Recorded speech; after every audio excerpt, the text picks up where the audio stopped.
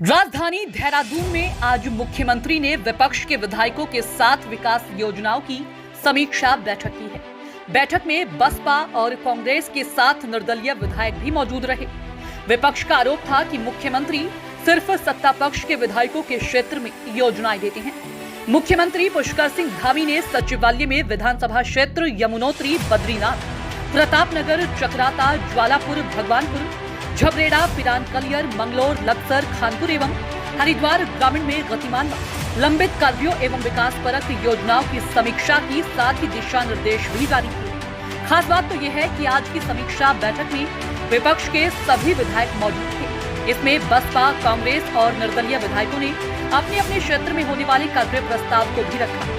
दरअसल विपक्षी विधायक राज्य सरकार पर यह आरोप लगा रहे थे कि राज्य सरकार विपक्ष के विधायकों को अनदेखा करती है। इसलिए मुख्यमंत्री पुष्कर सिंह धामी ने विपक्ष के विधायकों के साथ समीक्षा बैठक की। बैठक के बाद विपक्ष के विधायक भी मुख्यमंत्री की तारीफ करते नजर आए। बैठक में सभी विधायकों ने अपने अपने विधानसभा क्षेत्र में हो रहे कार्यों की चर्चा की। साथ ही मुख्यमंत्री ने पिछले वर्ष अक्टूबर माह में विपक्षी दलों के विधायकों से लिए गए 10 योजनाओं पर हो रहे कार्य पर भी समीक्षा की। हालांकि इस पर सभी विधायकों ने ही हो रही लेट लतीफी और प्रशासन के सुस्त रवैये पर अपनी नाराजगी दर्ज की है। साथ ही इस मौके पर वरिष्ठ कांग्रेस नेता और चकराता विधायक प्रीतम सिंह ने कहा कि सरकार और अधिकारियों में समन्वय नहीं है। खुद मंत्री भी ACR लिखने की मांग कर रहे हैं, क्योंकि अधिकारी उनकी भी बात नहीं सुन रहे हैं। ऐसे में मंत्री को इस्तीफा दे देना चाहिए। उत्तराखंड में 70 विधानसभा है, जिसमें से 19 विधायक कांग्रेस की हैं, 2 निर्दलीय और 2 बसपा की हैं। विपक्ष के विधायक ये आरोप लगाते रहे हैं कि राज्य सरकार सत्ता पक्ष के विधायकों को ज्यादा तवज्जो देती है। हालांकि मुख्यमंत्री पुष्कर सिंह धामी विपक्ष के इन आरोपों को सिरे से नकारते हैं। मुख्यमंत्री का लक्ष्य है कि उत्तराखंड को 2025 तक अग्रणी राज्यों में शामिल करना है, जिसके लिए एक समान राज्य का विकास जरूरी है और इसी को लेकर के मुख्यमंत्री ने आज समीक्षा बैठक की। धन्यवाद क्या कि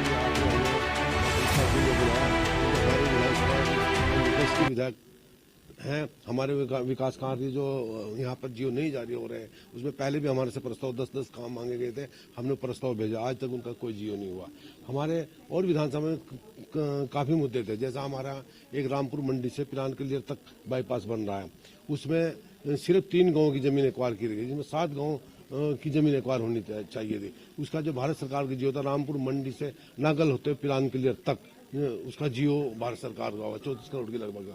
तो वो भी माननीय मुख्यमंत्री जी ने कहा कि नहीं, इसका चौड़ीकरण भी होगा और उसका हम जहाँ से उसका जियो हुआ, जहाँ तक हुआ वो पूरा काम कराया जाएगा।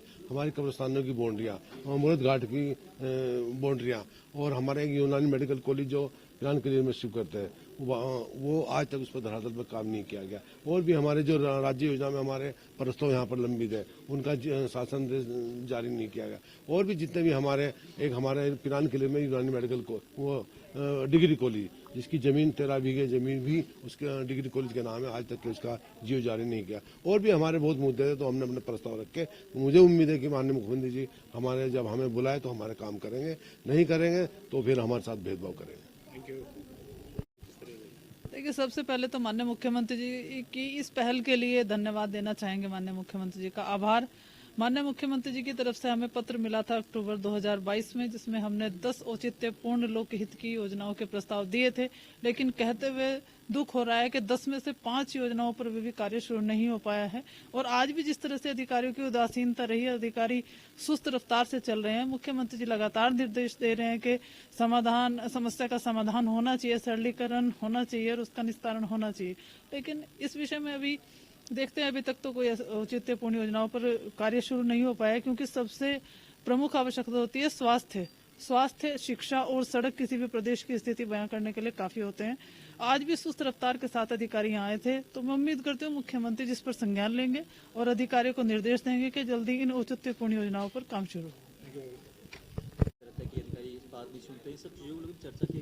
नहीं, देखिए, निश्चित रूप से हमने इस बात को कहने का काम किया है कि भाई क्या नाम अधिकारी जो है जनप्रतिनिधियों की बात सुने, उनके कार्यों का निस्तारण करे, लेकिन जब सरकार और अधिकारियों में समन्वय नहीं है, हम तो विपक्ष के विधायक हैं, तो हमारी बात तो बहुत दूर की बात है। और आप देखते होंगे एसीआर लिखने की बात जो है बराबर जो है मंत्रीगण कर रहे हैं, तो इससे पता चलता है कि सरकार में समन्वय नहीं है। आखिर क्या वजह मानती है इसको, क्यों समन्वय बना पाई सरकार या फिर अधिकारी जो है वो?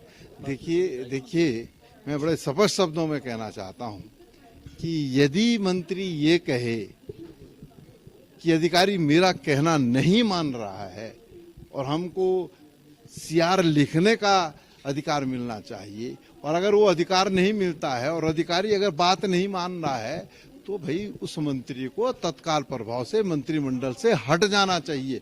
उसे कोई नैतिक अधिकार नहीं रहता है कि वो मंत्री परिषद में बना रहे।